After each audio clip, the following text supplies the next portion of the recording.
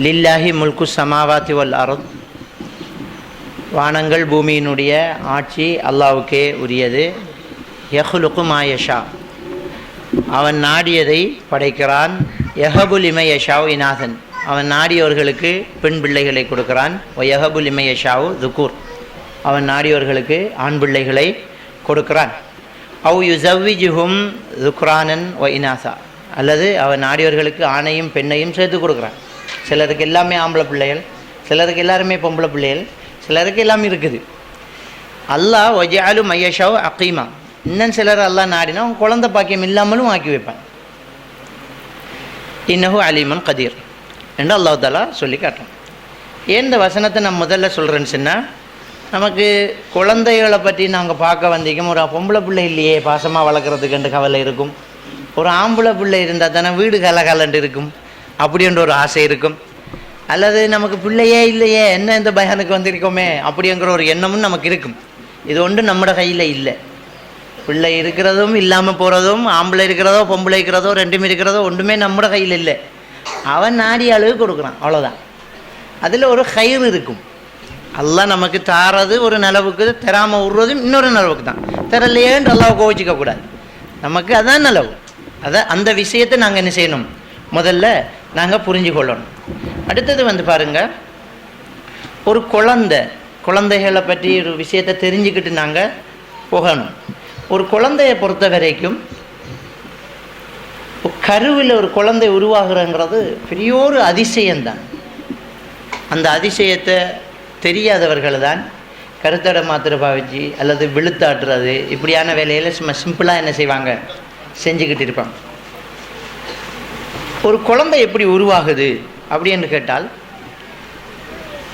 ஒரு தாயினுடைய சினை முட்டையிலையும் தகப்பனுடைய உயிரணுவிலையும் இருக்கக்கூடிய ஒரு சிறிய துகள் ஒன்று சேர்ந்து தான் உலகத்தில் உள்ள மனித சனத்தொகையே ஆகுது. அதில் தாயினுடைய சினை முட்டையில் 23 சோடி குரோமோசம், தந்தையினுடைய உயிரணுவில் 23 சோடி குரோமோசம் சேர்ந்து முளையமாகி 2 ஆகி 2 4 ஆகி 4 8 ஆகி அந்த திசுக்கள் உறுப்புக்களை தீர்மானித்து அதுக்கப்புறம் ஒரு மனித வடிவம் எலும்பை சதையை போற்றி உருவாகி நம்முடைய கர்ப்ப அறையில் ஒரு குழந்தை என்ன செய்யுது, ஒட்டி பிறக்குது. இதை சாதாரணமாக சொல்லிக்கிட்டு போகலாம். இது நடக்கிறதுக்குள்ள அந்த தகப்பனுடைய உயிரணுங்கிறது உப்புத்தூள் அளவுக்கு ஒரு சின்னது, ஒரு ஊசி முனையில் ஒட்டக்கூடிய ஒரு சின்னது.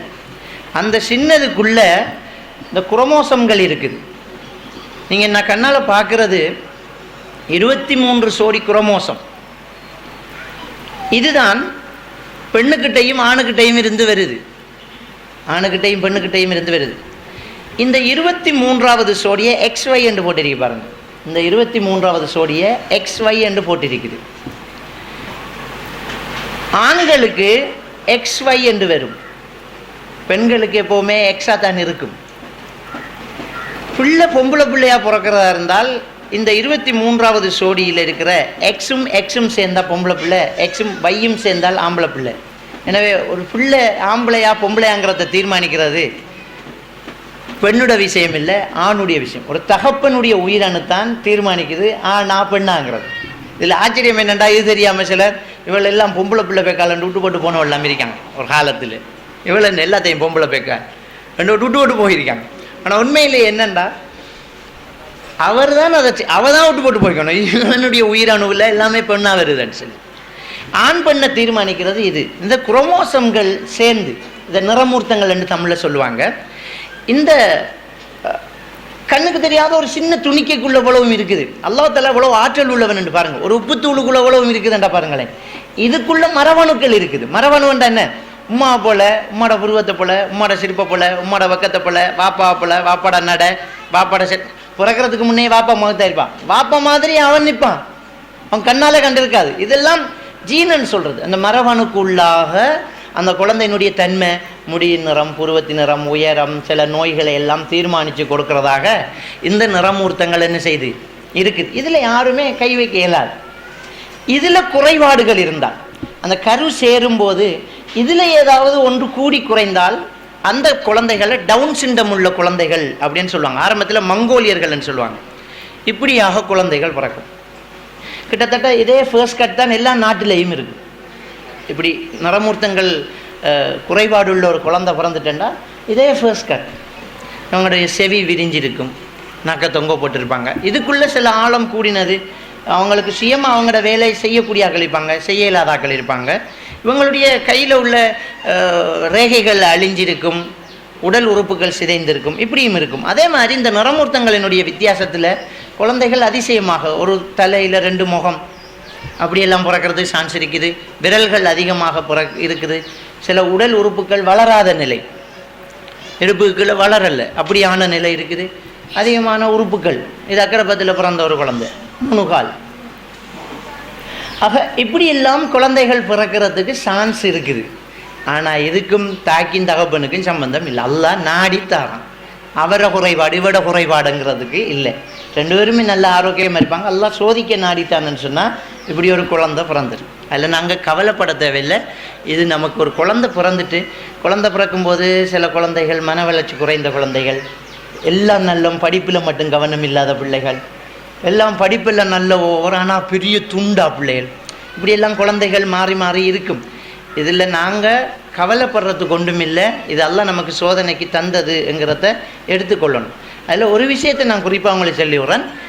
குழந்தைகள் சின்ன வயசில் சின்ன பிள்ளைகள் ரொம்ப துண்டாவாக இருக்கும். ரொம்ப அவனுக்கு படிக்கவே மாட்டான், ஆனால் ஆக்சுவலாக மார்க்ஸ் நல்லா எடுக்கும். உட்காந்து படிக்க மாட்டான், ஒரு இடத்த நிற்க மாட்டான், ஸ்டெப்ஸில் இறங்கி வர மாட்டான், கேமாக இருப்பாங்க. எல்லாம் சோதிக்க நாடித்தான்னு சொன்னால் இப்படி ஒரு குழந்தை பிறந்துடும். அதில் நாங்கள் கவலைப்பட தேவையில்லை.